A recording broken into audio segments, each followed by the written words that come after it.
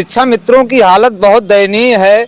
आर्थिक स्थिति इतनी दयनीय है कि आज हमारे बीच से लगभग 10,000 शिक्षा मित्र साथी जो है नहीं रहे। 10,000 रुपए का मानदेय मिलता है और दूरी 50 से 60 किलोमीटर आना जाना, इसके बाद शिक्षण कार्य को करना, कैसे देखते हैं ये विषम परिस्थिति में कैसे काम कर पा रहे हैं? आर्थिक तंगी अवसाद के कारण या तो आत्महत्या कर लिए हैं या उनका हार्ट अटैक हो गया है या किसी न किसी कारण से वो मृत्यु के शिकार हो। प्रधानमंत्री नरेंद्र मोदी जी ने और मुख्यमंत्री जी ने भी खुले मंच से बनारस की धरती से कहा था शिक्षा मित्रों की जिम्मेदारी हमारी होगी। अगर हमारी सरकार बनती है तो शिक्षा मित्रों की जिम्मेदारी हमारी है और हम 3 माह में इनकी समस्याओं का निस्तारण कर देंगे। इसमें ना अपने बच्चों के पढ़ाई की व्यवस्था कर पा रहे हैं, ना बच्चों की दवाई की व्यवस्था कर पा रहे हैं, ना ढंग से खाने और कपड़े की व्यवस्था कर पा रहे हैं। भैया कैसे बताएं, हम तो बहुत परेशान हैं। स्थिति इतनी गड़बड़ हो रही कि एक एक दिन एक एक पल हम लोग कैसे बीत रहा हम ही लोग। नमस्कार, आप देख रहे हैं पूर्वांचल संदेश। मैं हूं दुष्यंत कुमार। उत्तर प्रदेश में परिषदीय विद्यालयों की व्यवस्था को बनाने में अपना अमूल्य योगदान देने वाले शिक्षा मित्रों की हालत दयनीय है। उत्तर प्रदेश में 20 से 21 वर्ष का समय परिषदीय विद्यालय में दे चुके शिक्षा मित्र आंदोलनरत हैं। आंदोलन समय समय पर करते रहते हैं और एक समय आया कि इनका समायोजन हुआ और 25 जुलाई 2017 को इनका समायोजन सुप्रीम कोर्ट के द्वारा रद्द कर दिया गया, जिसके बाद से 10,000 रुपये के मानदेय पर काम कर रहे हैं और अल्प मानदेय में और बढ़ती महंगाई में इनका जीवन कैसे व्यतीत हो रहा है, इस संबंध में शिक्षा मित्र साथी आज बैठक कर रहे हैं और एक वृहद आंदोलन जो 25 दिसंबर से शुरू होने वाला है उसकी रणनीति तय कर रहे हैं। हमारे साथ शिक्षा मित्र संघ के नेता मौजूद हैं, आपसे जानेंगे। क्या नाम है आपका? रामचंद्र मौर्य। रामचंद्र जी, शिक्षा मित्रों की हालत इस समय कैसी है? शिक्षा मित्रों की हालत बहुत दयनीय है। आर्थिक स्थिति इतनी दयनीय है कि आज हमारे बीच से लगभग 10,000 शिक्षा मित्र साथी जो है नहीं रहे। आर्थिक तंगी अवसाद के कारण या तो आत्महत्या कर लिए हैं या उनका हार्ट अटैक हो गया है या किसी न किसी कारण से वो मृत्यु के शिकार हो गए हैं। सरकार द्वारा इस पर कोई भी ध्यान नहीं दिया जा रहा है। हाई पावर कमेटी सरकार द्वारा गठित की गई जिसका निर्णय 6 महीने के अंदर आना था, लेकिन आज कई वर्ष बीत गया लेकिन हाई पावर कमेटी के निर्णय का आता पता नहीं है। ये अभी आप लोग जो बैठक कर रहे हैं, कोई आंदोलन अभी शुरू होने वाला है? जी, सारे संगठनों के और सारे शिक्षा मित्रों का एक वृहद आंदोलन शीतकालीन अवकाश में 1 जनवरी से इको गार्डन में दिनेश बाबू के नेतृत्व में किया जाएगा, जिसमें सारे संगठनों से जुड़े हुए शिक्षा मित्र उसमें प्रतिभाग करेंगे और सरकार के सामने अपनी पीड़ा को व्यक्त करेंगे।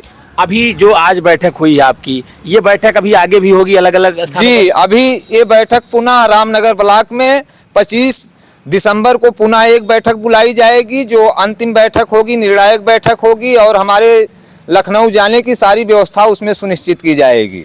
10,000 रुपये का मानदेय मिलता है और दूरी 50 से 60 किलोमीटर आना जाना, इसके बाद शिक्षण कार्य को करना, कैसे देखते हैं ये विषम परिस्थिति में कैसे काम कर पा रहे हैं? हम लोगों का आधा मानदेय लगभग 5,000 रुपये आने जाने के रूप में खर्च हो जाता है और 5,000 रुपये में परिवार चलाना मुश्किल हो जाता है। यहाँ तक कि 5,000 रुपया जेब खर्च के बराबर हो जाता है और हम इस स्थिति में ना अपने बच्चों के पढ़ाई की व्यवस्था कर पा रहे हैं, ना बच्चों की दवाई की व्यवस्था कर पा रहे हैं, ना ढंग से खाने और कपड़े की व्यवस्था कर पा रहे हैं। आए दिन हमारे साथी अवसाद में आकर के असामयिक मृत्यु के शिकार हो रहे हैं।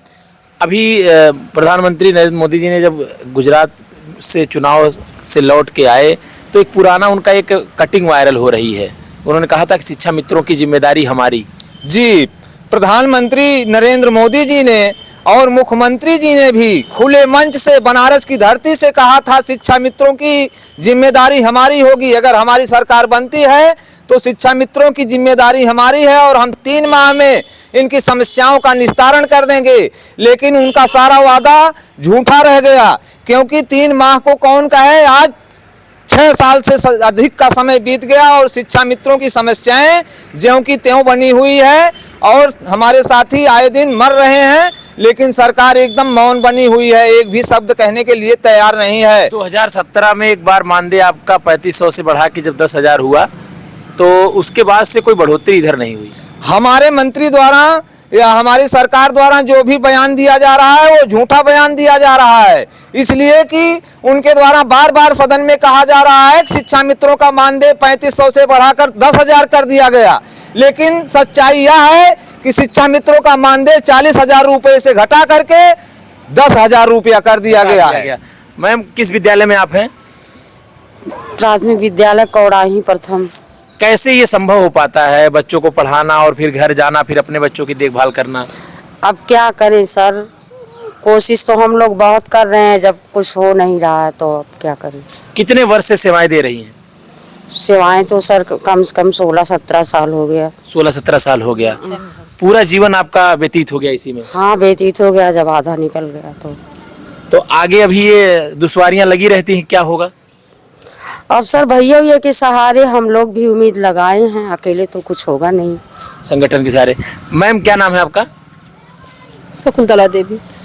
ये जो हालत चल रही है शिक्षा मित्रों की, खासकर महिलाओं के लिए विशेष समस्या होती है कि विद्यालय जाना, विद्यालय से आना, अपने बच्चों को देखना, फिर बच्चों को शिक्षा कार्य कैसे हो पा रहा है? अरे भैया कैसे बताएं, हम तो बहुत परेशान हैं। स्थिति इतनी गड़बड़ हो रही कि एक एक दिन एक एक पल हम लोग कैसे बीत रहा हम ही लोग जानते हैं। मैम किस विद्यालय में है? प्राथमिक विद्यालय इटहुआ सुंदरपुर। लंबा समय व्यतीत हो गया नौकरी में। जी। और कुछ मिला नहीं? नहीं मिला कुछ सर। क्या मांग करेंगी सरकार से? सर यही मांग कर रहे हैं, हम लोगों को अस्थायी किया जाए, मानदेय बढ़ाया जाए, वेतन बढ़ाया जाए, हम लोगों का अपना जीवन सही यापन हो और क्या होगा। एक बार जब मानदेय से नौकरी आप लोगों को मिल गई तो कुछ व्यवस्था ठीक ठाक हो गई थी। जी। और फिर अचानक इस तरीके से वापस कर देना, कितने लोग कर्ज में हैं? बहुत लोग कर्ज में सर। हम जीवन बीमा भी करे थे अपने आगे सुरक्षा के लिए, वो भी सब तोड़ दिए हैं। बच्चे पढ़ाई लिखाई नहीं कर पा रहे हैं। तो ये शिक्षा मित्रों की पीड़ा है, उत्तर प्रदेश के शिक्षा मित्र हैं और इनकी पीड़ा भी है और पीड़ा इनकी जायज भी है। तो शिक्षा मित्रों ने आंदोलन का बिगुल फूंक दिया है। 25 दिसंबर को एक बैठक होगी। अटल बिहारी वाजपेयी जी के जन्मदिन पर बैठक होने के बाद शिक्षा मित्र आंदोलन की रणनीति बनाएंगे। ऐसे में देखने वाली बात यह होती है कि शिक्षा मित्र जब शीतकालीन अवकाश होगा 1 जनवरी से लेकर के 15 जनवरी तक, उसमें शिक्षा मित्र अपने आंदोलन को किस तरीके से धार देते हैं।